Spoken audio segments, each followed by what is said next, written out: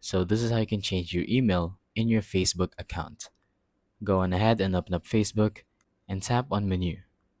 Now what we're going to want to do is tap on settings and privacy and tap on settings. Basically, you're going to want to tap on see more in account center, and once we're here, we're going to tap on personal details. So what you're going to want to do is go to contact info, and here we are.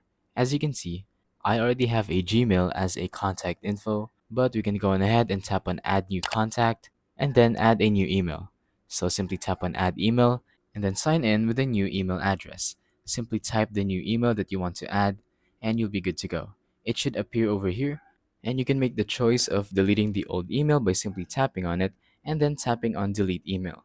Once you do that, the new email will be your main one, and you can go on ahead and simply sign in using that email. So, thank you for watching.